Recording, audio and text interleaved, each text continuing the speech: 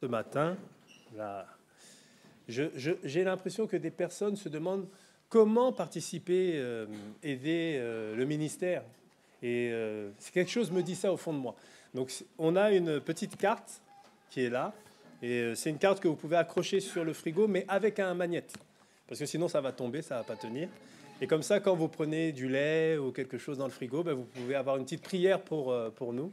Et derrière, il y a le moyen de partager, si vous voulez faire un don pour le ministère, tout est écrit dessus. On a nos petits cartables. Alors, je crois que vous êtes habitués à nos petits cartables. Voilà, c'est ce qui explique le ministère est là. Et au fond, sur la table, il y aura une petite boîte au chocolat. Alors non, nous n'avons pas amené du chocolat, mais nous savons que la Suisse est un pays où le chocolat est très très bon. On en a profité en 2013-2014. Mais en fait, cette boîte-là, c'est si vous voulez faire des dons, eh ben, vous pouvez glisser les dons à l'intérieur de la boîte parce que ces dons, c'est comme des milliardistes, des sucreries pour notre ministère et ça aide à ce que le ministère y grandisse. Voilà pour l'image. Marketing. Alors, ce matin, je vais vous amener un petit peu avec nous au Congo.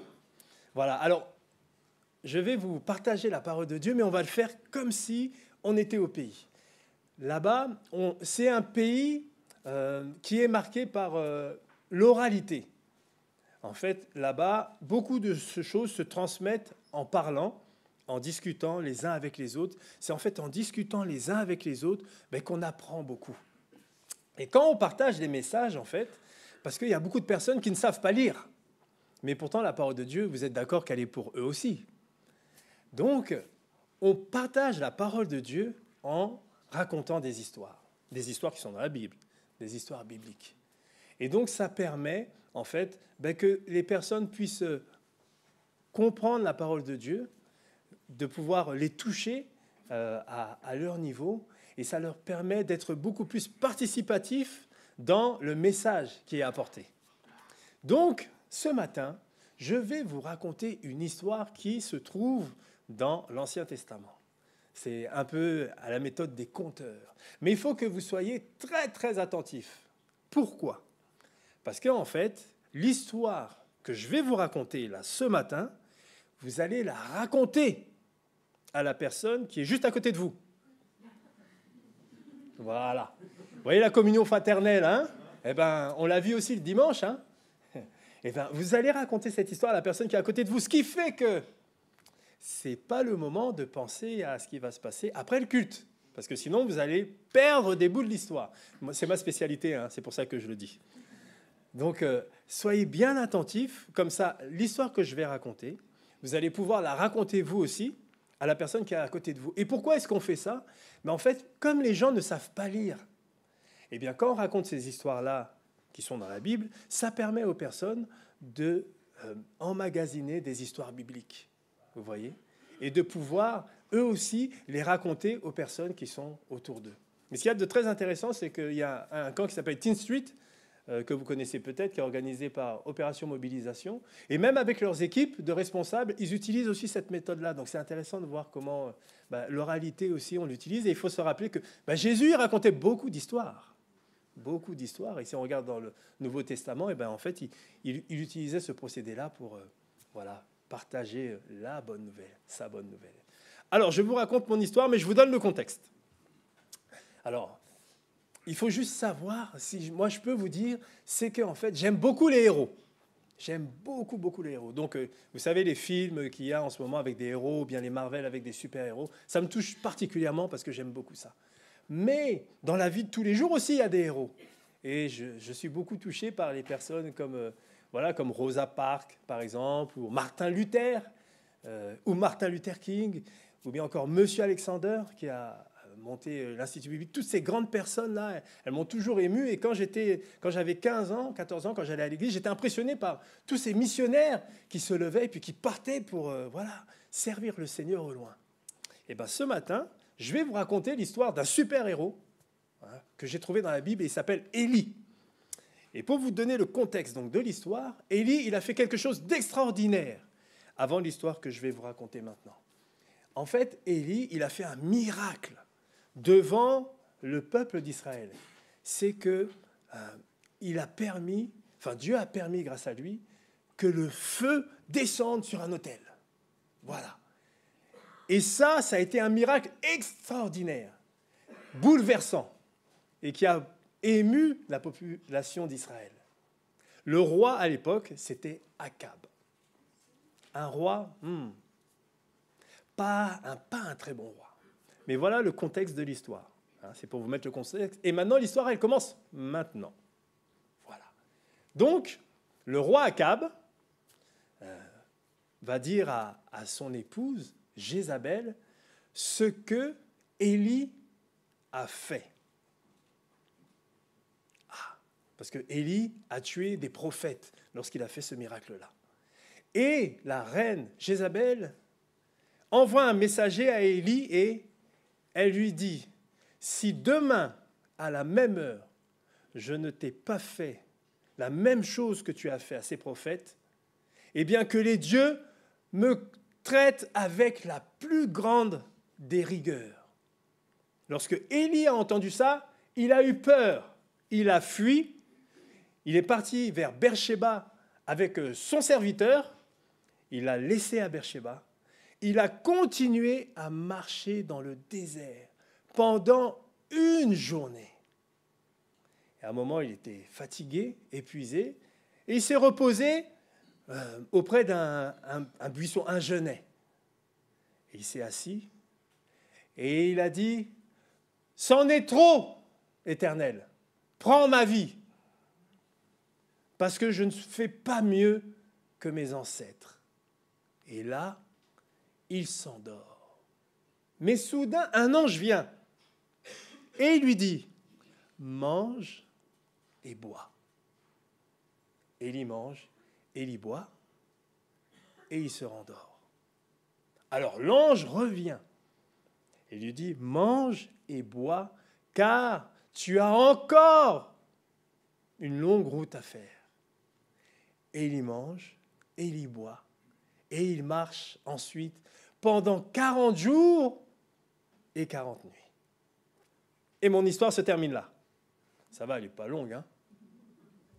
Alors, on va voir si vous avez une bonne mémoire. Alors, ce qu'on va faire, c'est juste 2 minutes, vous raconter cette histoire à la personne qui est juste à côté de vous. Voilà. Alors, je pense que c'est filmé, je pense. Et les personnes qui sont à la maison, vous pouvez raconter l'histoire aussi à la personne qui est à côté de vous ou bien à vous-même. Voilà.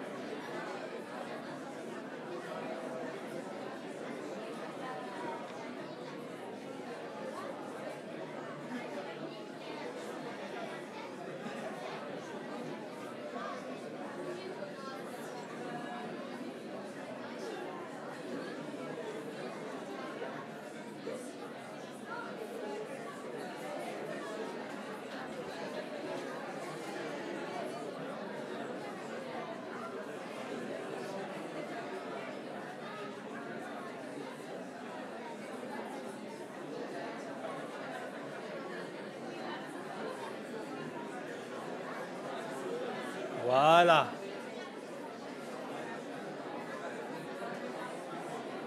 Voilà, je pense que vous avez réussi avec vos propres mots. Ah, c'est un exercice, hein? C'est un exercice. Et vous voyez pourquoi on fait ça? Et je suppose que vous commencez à comprendre, c'est que en fait, ça permet de mémoriser les histoires bibliques. Vous voyez, et c'est très important. Vous savez, quand on est parti à l'Institut biblique, il y avait un exercice qui était de retenir des versets bibliques. On avait des chapitres entiers, je me souviens, et c'était dur à faire. Mais c'est tellement bon d'avoir une parole qui nous revient comme ça dans une situation ou une autre. Vous voyez, c'est extraordinaire.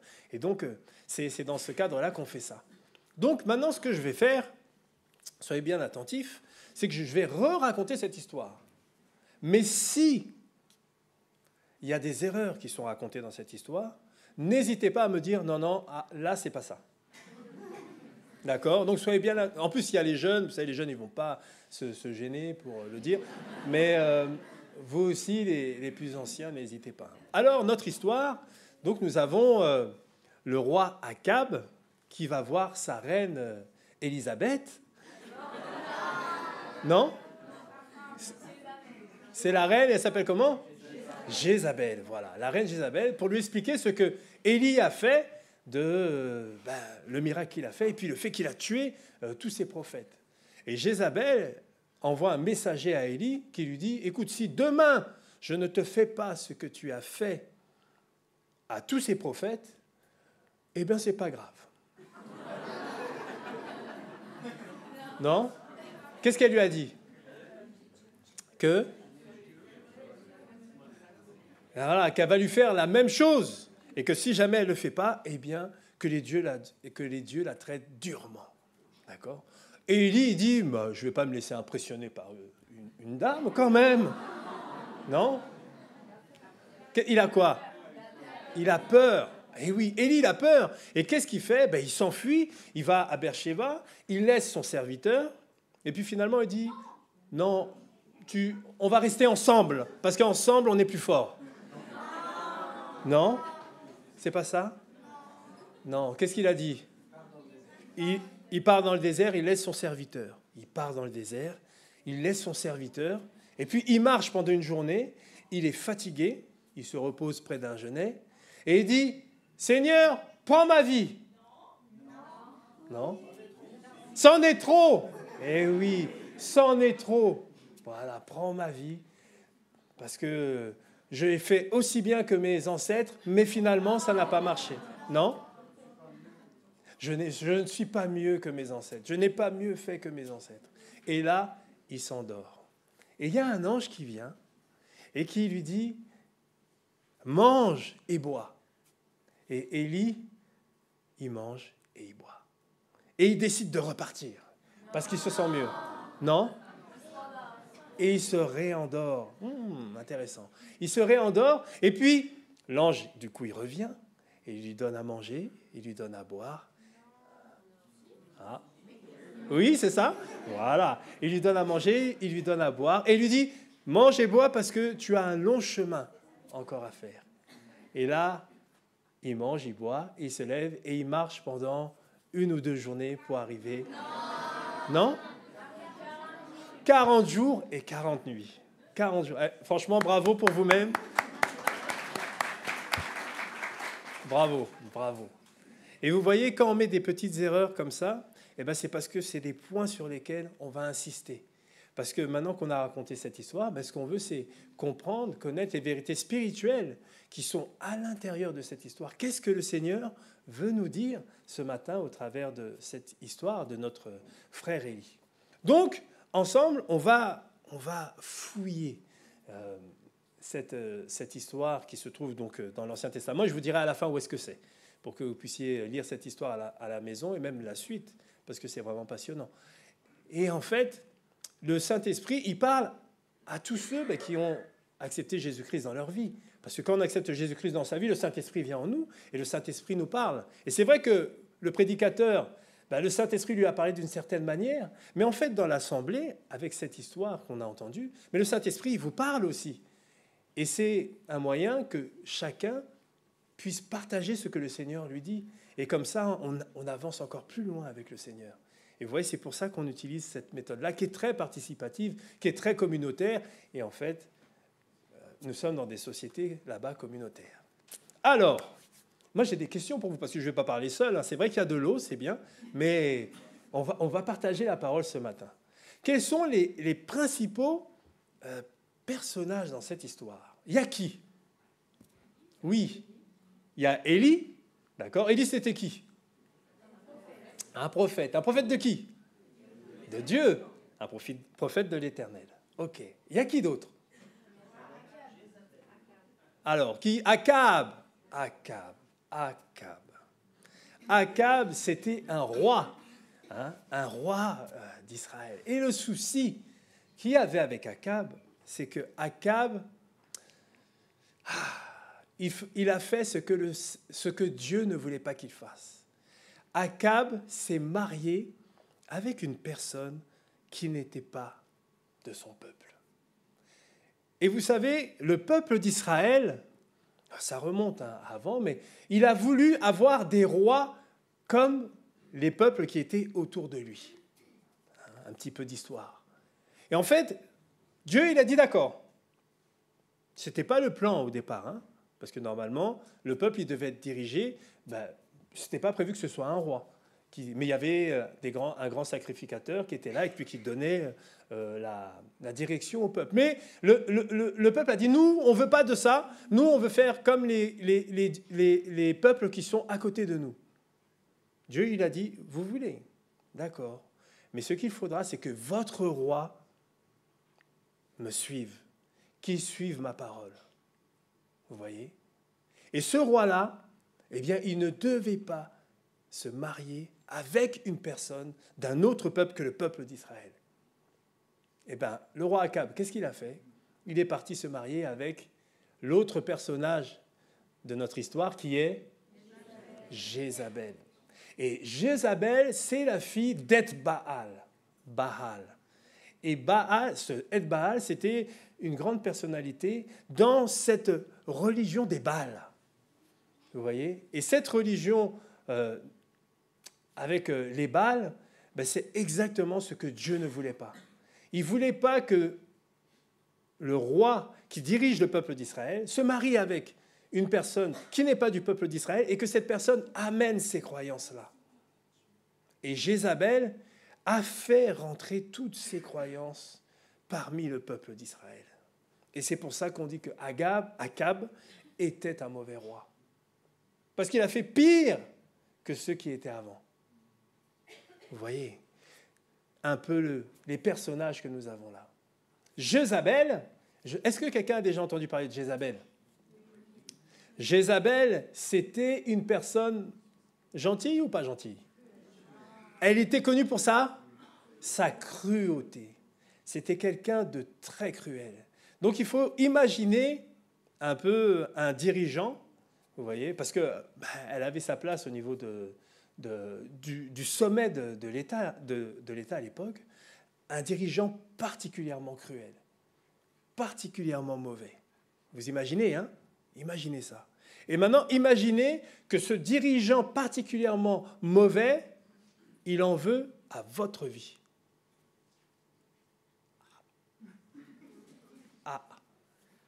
C'est pas facile. Comment vous auriez réagi à la place d'Élie? Imaginez que vous êtes à sa place. Comment est-ce que vous auriez réagi? Oui. Tu changes de nom et tu quittes le pays. Oh, joli. Tu changes de nom et tu quittes le pays. C'est pour ça que j'aime la spontanéité des enfants. Voilà. C'est exactement. Qu'est-ce qu'il a fait, Élie? Il a je ne sais pas s'il a changé de pays, mais en tout cas, il a fui. Il n'a pas changé de nom, mais il a fui. Est-ce que sa réaction, elle est normale ou pas? Elle est normale. Vous avez quand même le dirigeant, la sphère haute du pays, qui vous en veut personnellement. Elle ne dit pas « je vais tuer tous les prophètes ». Non, elle dit « toi, Élie, c'est toi, Élie, que je vais tuer. Et je promets que si demain, je ne t'ai pas fait passer par l'épée comme ce que toi, tu as fait aux autres prophètes, eh bien, les dieux n'ont qu'à me traiter dans la plus grande des rigueurs. » Déjà, quand on entend ça, on se dit, ouh, pas facile. Il a fui. Élie, on a dit que c'était qui déjà? Un prophète. Ah. Et qu'est-ce qu'il avait fait auparavant? Un grand miracle. C'est intéressant hein, de voir qu'après un moment haut, un moment fort, un moment où il était probablement en connexion avec Dieu, et bien derrière, il y a un moment bas qui arrive. C'est intéressant. C'est intéressant de voir que, oui, on peut passer par des moments forts avec Dieu, mais ces moments forts-là, ils peuvent être suivis par des moments où on va être plus en bas. Et on peut se dire, mais c'est pas normal de vivre des choses comme ça, mais en fait, si on regarde bien, Élie, il l'a vécu, et c'était quand même un grand prophète hein, pour l'Éternel. Mais si Élie l'a vécu, nous aussi, on peut comprendre qu'on peut passer par des moments comme ça. Quel autre choix Élie il avait plutôt que de fuir? Qu'est-ce qu'il aurait pu faire d'autre? Oui. Oui, il aurait pu prier Dieu. Hein. Il aurait pu prier. Mais on voit que ce n'est pas ce qu'il fait. Hein. On voit que là, c'est plus charnel. Il a peur, il fuit. Ouais, il aurait pu prier Dieu. On voit qu'il ne le fait pas. Il continue, il part avec son serviteur. Et qu'est-ce qu'il fait avec son serviteur? Il le laisse. Vous voyez, c'est intéressant. Hein, de voir, on voit un peu un principe de la dépression. Vous voyez, quand on ne va pas bien, qu'est-ce qu'on a tendance à faire? On s'isole. Vous voyez? Et on voit qu'en fait, Élie, il laisse son serviteur. Peut-être que c'était pour le protéger. Il s'est dit, bon, Jézabel, elle n'en veut qu'à moi, mais toi, je vais te laisser pour te protéger. Mais, on ne le dit pas dans le texte, hein, là, j'imagine. Mais en tout cas, il laisse son serviteur, mais il se retrouve tout seul. Tout seul. Qu'est-ce qu'il aurait pu faire d'autre avec ce serviteur-là plutôt que de le laisser tout seul? Oui. Oui, la prière communautaire. Ils auraient pu prier ensemble. C'est important de pouvoir prier avec quelqu'un. C'est important de pouvoir prier ensemble.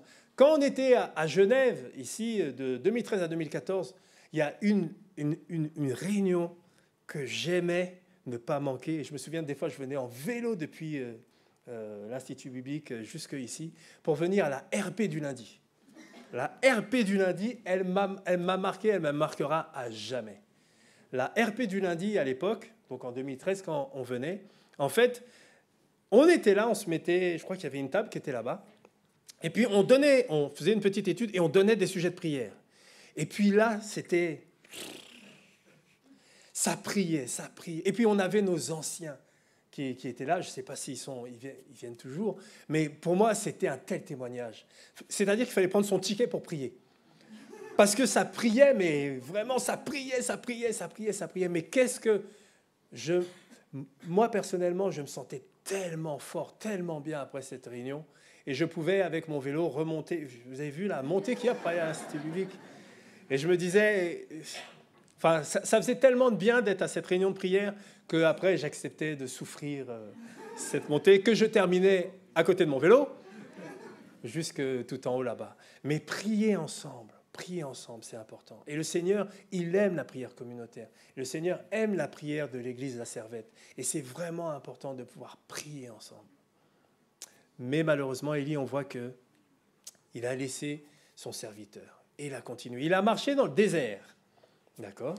Il a marché, et vous voyez cette marche dans le désert, ça nous fait un peu penser à lorsqu'on ne se sent pas bien, eh bien on a cette tendance-là à s'enfermer. Alors les hommes, on a quelque chose qu'on appelle la grotte. Je ne sais pas s'il y a d'autres hommes qui connaissent cet endroit-là dans nos vies, c'est la grotte. C'est-à-dire que des fois, on est là, et puis on ne peut plus parler. On est tellement pris dans nos idées, et puis quand on a la chance d'avoir une épouse, on est marié, on a une épouse et qui nous dit ça va, ça va. Qu'est-ce qu'il y a? Il n'y a rien. Et c'est pas que on veut se fermer à la conversation, mais on est tellement dans nos pensées qu'on reste dans cette grotte et on rumine. Et parfois, c'est bon de ruminer, mais il faut savoir remonter. de la grotte. Et des fois, c'est difficile de remonter, on n'y arrive pas. Mais c'est un processus qui est réel. C'est un processus qui est réel. On s'enferme dans notre désert, mais heureusement, le Seigneur est là pour venir nous faire sortir de cette grotte-là. Alors des fois, on a de la chance, on a nos épouses qui sont là et Dieu les utilise pour nous aider à nous relever, mais des fois, ça va être une autre personne, ou des fois, ça va être, je ne sais pas moi, une émission à la télé, ou je ne sais quoi d'autre. Un marché, puis on va voir, je ne sais pas, quelque chose dans la nature, et ça va nous réveiller. Mais Élie, lui, il a eu la chance d'avoir quelqu'un d'autre qui est venu le sortir de là où il était. Ah, Élie, il va faire quelque chose d'intéressant. Qu'est-ce qu'il fait au moment où il est complètement épuisé? Qu'est-ce qu'il fait enfin? Il dort, oui, mais juste avant. Oui, c'est ça. Il parle à Dieu. Ah, il parle à Dieu. Et là, il y a à nouveau une connexion qui se passe. Parce qu'au départ, vous avez vu, c'est plus charnel.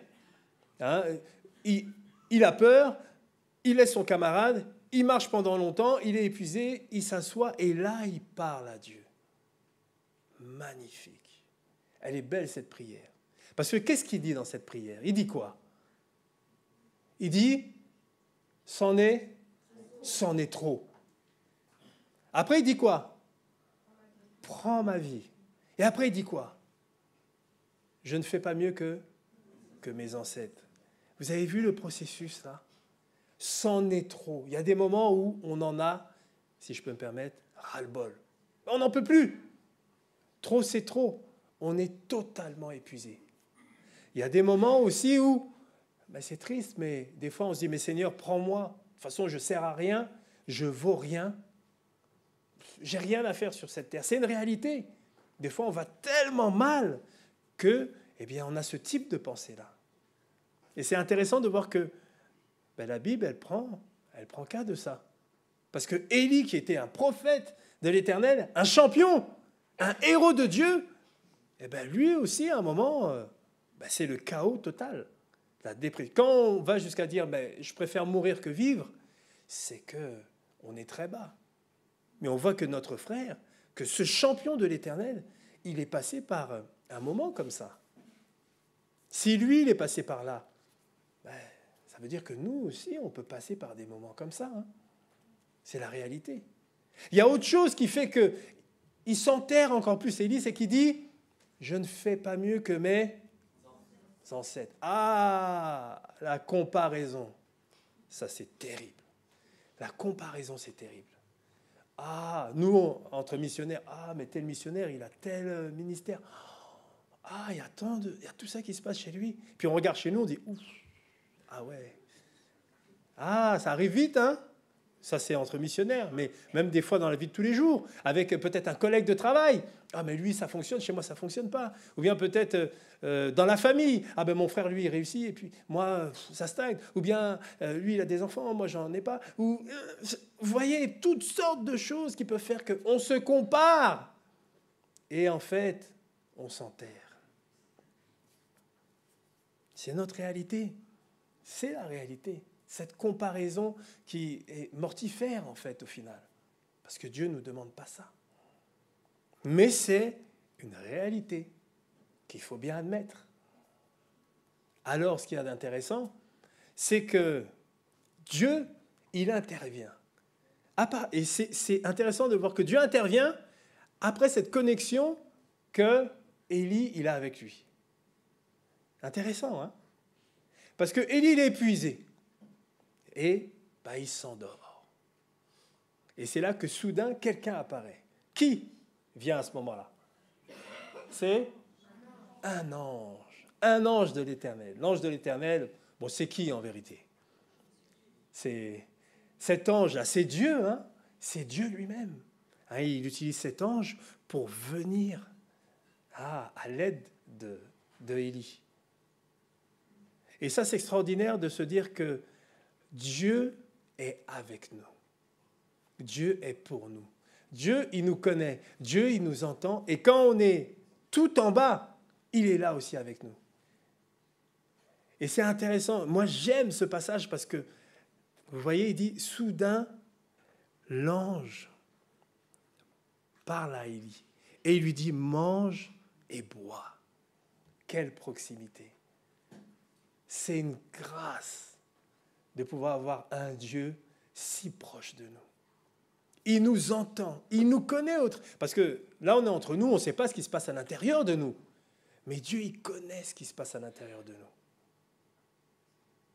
Et il sait à quel moment venir nous parler, le moment où on est le plus accessible finalement. Et des fois, le moment où on est le plus accessible, ben, c'est le moment où on est le plus bas. Oui. Mais Dieu est là. Et là, c'est beau ce qui se passe. Parce qu'il aurait pu lui dire, bon, on se réveille là, on y va, allez, debout. Est-ce que Élie, d'après vous, il avait besoin de ça? Non, il n'avait pas besoin de ça, il était épuisé. Ben, Dieu lui donne de quoi reprendre des forces. Mange et bois. Alors, je ne l'ai pas dit, mais dans l'histoire, vous savez, c'est une sorte de gâteau qui est là, qui est cuit sur de la pierre. Vous voyez? Donc, moi, je me dis que c'est sûrement un plat que Élie devait beaucoup aimer.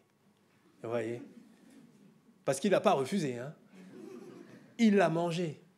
Mais ça me touche particulièrement parce que je me dis, Dieu, il sait comment me faire du bien quand je ne vais pas bien. Vous voyez? Dieu, il sait comment nous faire du bien quand on ne va pas bien.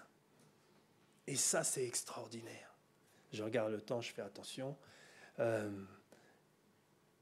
Notre Seigneur est proche de nous. Dans les moments difficiles, il est là. Alors, après avoir mangé et bu, qu'est-ce qu'il fait, Élie? Il fait quoi? Il s'endort. Intéressant. Vous voyez, c'est intéressant. Parce que Élie, moi, quand j'ai lu cette histoire, je me suis dit, bon, allez, c'est bon, Élie, t'as mangé, t'as bien bu, c'est parti. Eh bien, en fait, non.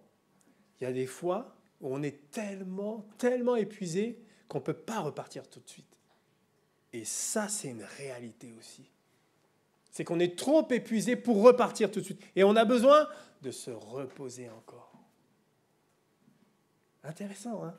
Dans la relation d'aide, c'est intéressant. Parce que des fois, on peut se dire, bon, voilà, on va aider la personne, on l'a aidée, mais il n'y a rien à faire, elle ne revient pas. Elle est trop fatiguée. Et il faut persévérer. Pourquoi? Regardez dans notre histoire. Qu'est-ce qu'il va faire, l'ange? Il fait quoi? Il revient. Et qu'est-ce qu'il fait quand il revient? Il lui dit, mange et bois, parce que tu as encore un long chemin à faire. Et ça, c'est tellement beau. C'est-à-dire que Dieu ne dit pas, mais écoute, je t'ai donné à manger, qu'est-ce que tu fais encore là? Il faudrait peut-être y aller. Non, Dieu, il le connaît, il sait de quoi il a besoin. Il a encore besoin de prendre des forces. Et il lui redonne à manger. Et après, il lui dit, il y a encore de la route. Et ça, c'est beau. Parce que des fois, quand on ne va pas bien, on peut se dire, pour moi, c'est fini, c'est terminé. Je ne peux plus travailler pour le Seigneur. Je ne peux plus rien faire de toute façon. Mais avec Dieu, ce n'est pas comme ça. Parce qu'on voit que Élie est vraiment descendu au bas du bas. Mais Dieu est parti le chercher. Et il avait encore quelque chose pour lui. Et ça, c'est beau. Et ça, c'est extraordinaire. C'est qu'avec Dieu, c'est jamais fini. C'est jamais fini. Jamais. Et c'est vrai que dans la vie, on peut avoir des épreuves. Mais on sait que la fin de la fin, le bout du bout, c'est là-haut. On va être avec lui pour l'éternité. Dans la joie et la félicité éternelle. Et que juste tant qu'on est sur cette terre, on est en chemin vers ce moment-là. Et le Seigneur peut nous utiliser comme il veut. Comme il veut. Et même dans nos moments de faiblesse, il peut nous utiliser encore. Parce que regardez, Élie, ce témoignage qu'il nous rend maintenant. Vous voyez? Il a été dans un temps faible, mais pourtant, quel encouragement pour nous. Quel encouragement pour nous. Et ça, c'est beau. Avec Dieu, c'est jamais terminé. Parce qu'il est là. Oui, la vie n'est pas facile. On peut dire, la vie n'est pas facile. Mais le Seigneur est là avec nous pour pour nous encourager. Et ça, c'est beau. Et en plus, juste après ça, il va marcher combien de temps? 40 jours et 40 nuits. Je ne sais pas si vous avez des applications sur le téléphone là, qui comptent les pas. 40 jours et 40 nuits, ça ferait combien de pas? Vous imaginez? 40 jours et 40 nuits. Moi, je me dis qu'il n'a pas dormi, quoi. 40 jours, 40 nuits. Mais c'est un miracle encore. C'est-à-dire qu'il part de zéro et le Seigneur lui fait encore faire quelque chose d'extraordinaire. Pas pour la gloire d'Élie, hein, pour la gloire de Dieu. Pour l'honneur de Dieu. Alors, avant de terminer, qu'est-ce que vous avez aimé dans cette histoire? Qu'est-ce que vous avez aimé dans cette histoire? Oui. Tout. Ah, amen. Et quoi particulièrement dans ce tout?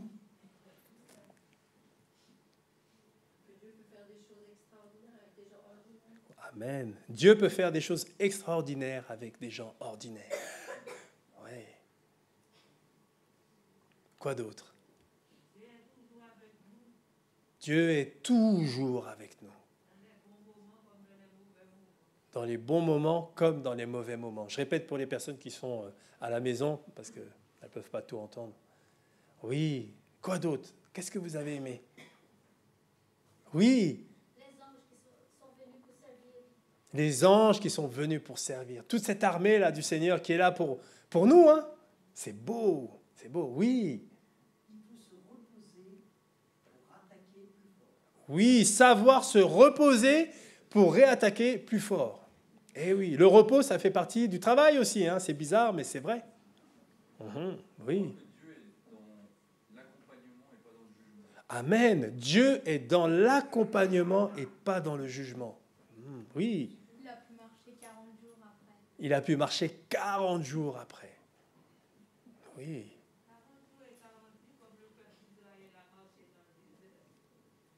Ah, j'ai pas entendu. Ah, il a marché 40 jours et 40 nuits comme le peuple d'Israël. Ouais. Ils ont même marché plus encore. Oui. Sauf que cette fois-ci, il n'y avait pas de fumée ni de feu. Oui. Oh. On voit que l'école du dimanche, on travaille bien. Il nous dit, sauf que cette fois-ci, il n'y avait pas de fumée ni de feu pour le guider dans sa marche. Mais il allait vers la montagne, par contre. Joli. La montagne sainte, comme on dit. Oui. Amen. Il faut s'aider les uns les autres. Et oui, aidons-nous les uns les autres. Oui. Ne capitule pas, Dieu est là. Ne capitule pas, Dieu est là. Amen. C'est un encouragement. Hein? L'encouragement à la prière. Encouragement à la prière. C'est tellement doux la prière. La prière communautaire, c'est tellement fort. Tellement fort. Je pense que c'était une nourriture très spéciale. On marche 40 jours. Oui. Nourriture très spéciale pour marcher 40 jours, oui. L'union fait la force. Amen. L'union fait la force. Et qu'est-ce qu'on peut appliquer dans la vie de tous les jours? Oui. Prier, oui. Et vraiment toutes sortes, vraiment épancher son cœur devant Dieu. Il n'y a pas de prière que Dieu ne peut pas entendre. On peut épancher son cœur devant Dieu. Il n'y a pas de prière que Dieu ne peut pas entendre. Et même si on ne va pas bien, même si on est en colère, même si on est fâché, regardez David, des fois, ce qu'il dit, c'est « waouh ». Mais Dieu, il entend tout ça, oui. La confiance en Dieu, faisons confiance à Dieu, oui. Aider les pauvres, oui. Merci. Dieu a des plans. Dieu a des plans, eh oui. Dieu a des plans, oui. Aider les personnes qui sont dans le besoin. Aider les personnes qui sont dans le besoin. Aider les personnes qui ne vont pas bien. Aider les personnes qui sont faibles. Eh oui, c'est notre vocation à nous autres, les chrétiens. Sinon, on ne le fait pas. Qui va le faire? Aussi bien que nous. Eh oui, parce que nous, on a notre Dieu avec nous. Et qui nous aide et nous illumine notre intelligence pour aider comme il faut. Oui. Aider les gens qui sont en bas, parce que eux, ils ont des qualités qui sont exceptionnelles. Aider les gens qui sont en bas. Ouais, c'est ça. Parce qu'ils ont des qualités exceptionnelles. Parce qu'ils ont des qualités exceptionnelles. Ah, c'est beau. Hein? C'est beau. Hein?